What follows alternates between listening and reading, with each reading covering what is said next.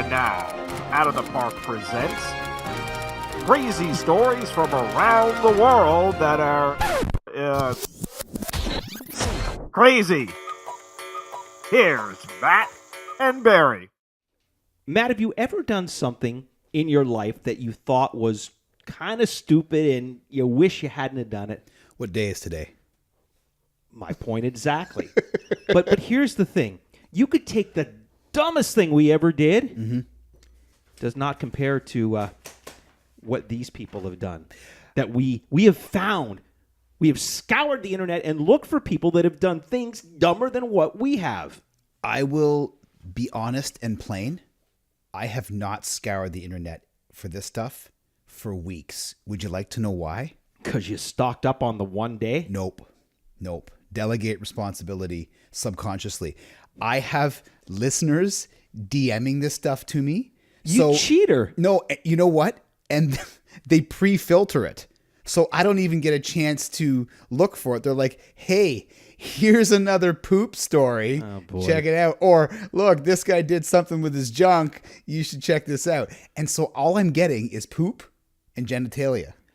By the way, crazy stories around the world that are crazy is brought to you by our good friends at My 3D Agency. And as you can see, we got the little mini Barry that sits right here. And I've recently changed my profile picture on Facebook, and people are going, where do I get one of those? A little Barry or a... Well, I'm thinking, why do you want a little me? But if you want a little me, check them out. Tell them you want a little Barry. God, it sounds pathetic. And they'll make you one because they have the mold. It's not very big. I would wager to guess that you've heard the name Little Barry prior to getting the doll made. What are you trying to say, Matthew? I'm just saying I would wager to guess. Right. But if you want to get a little Betsy or a little Billy or whatever your children's names are, they'll do that for you as well. No one is naming their kid Betsy anymore, man. You never know. You know what? It's quite possible that the people that we read about in these stories could have children named Betsy. I'm going to start this week. Okay. I don't know if you started last week. I just feel like starting. Okay. So we're going to go to Salt Lake City, Utah. Wait, it's in the U.S. again? Go figure. Where authorities say, now this is a dumb criminal, okay? This is like, dude. Authorities say a Utah man who was hiding from police and fled arrest had to call 911 to be rescued after getting stuck in his hiding spot. What? 46-year-old Shane Paul Owen called dispatchers for help Tuesday more than 6 hours after he accidentally locked himself in a church's boiler room. The officers were looking for him because he's a suspect in a string of burglaries and he had warrants out for his arrest. Police say an officer spotted him, attempted to pull over his vehicle, but he fled, got out of his car, ran into the church, locked himself into the boiler room, and eventually a SWAT team, that is correct, a SWAT team held a standoff at the church until Owens called to be rescued. This feels like a Die Hard movie. SWAT teams coming into churches, Lethal Weapon or something. This feels fake. This feels like an action film. Do you know what I'm saying? Well, it be real. Be real. And I tell you what, I wonder if he prayed for some forgiveness while he was in that church boiler room. He probably did. I can't believe it. Just, we always try to give a little bit of advice. Yeah, to the criminals. moral of the story is... The moral of the story is, criminals, first of all, don't become a criminal. But if you are and you flee from the police and you decide to hide somewhere, please be sure that you hide in a place that you are physically able to get out of, unless you're MacGyver. And if you're MacGyver, you're not a criminal, are you? Because he was a good guy, wasn't he? Yeah, and he always has toothpaste and matches Right. and paper clips, so he can just blow himself out of places. All right, so this one will come as no surprise because it involves excrement.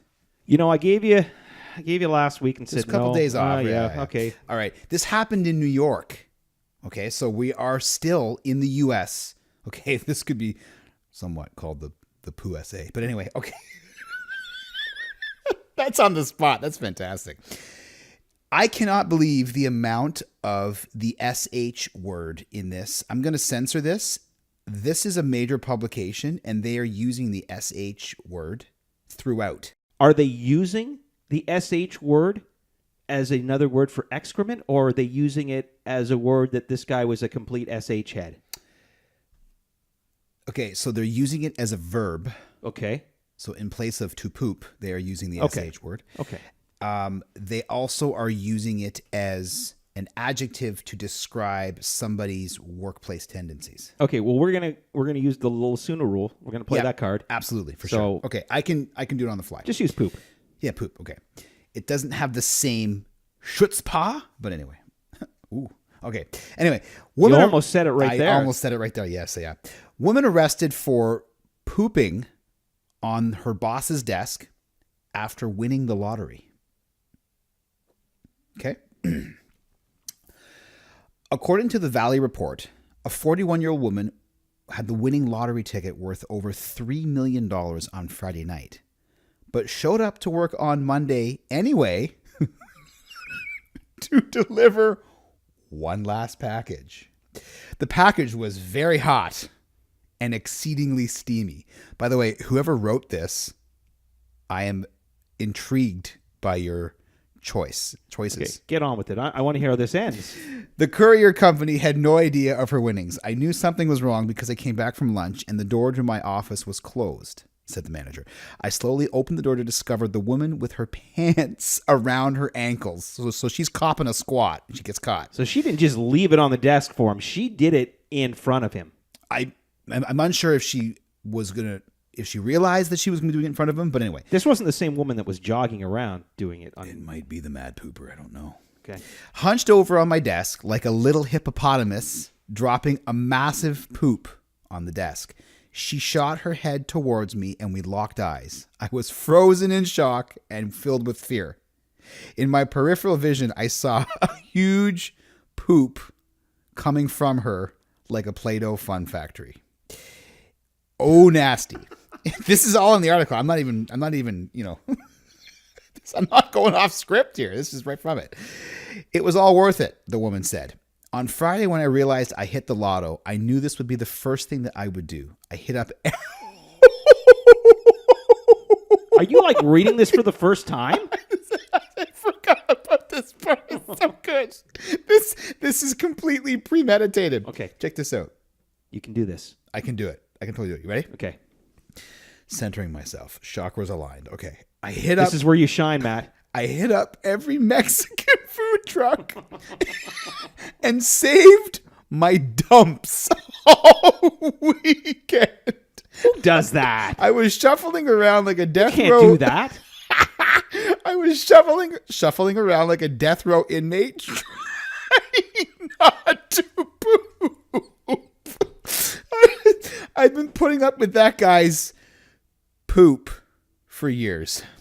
So this guy was a horrible boss. Well, listen. Okay, so I have a couple takeaways from this story. I'm sure you do. Or maybe wipeaways. Ba-dum-ching.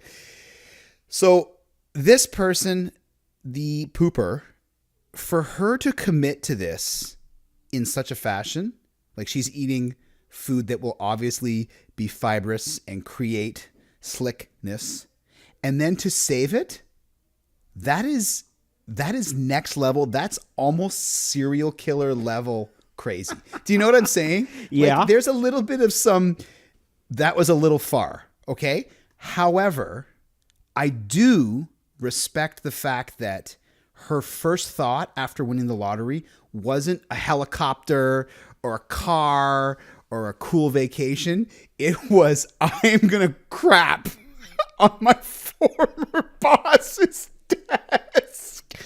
Tell me that they're along the way. Yeah. You don't have to name names or even where you were working, but along the way, there had to be a boss where you were like, I would love to do a Dairy Queen style delivery on that guy's desk. Really? I've had bosses. Barry Davis, No. come on. Let me finish. I've had bosses that I've disliked. I've had bosses that I've wanted to maybe get a little bit of revenge of some sort on. Like poop on their desk. But Barry don't poop in public. But No.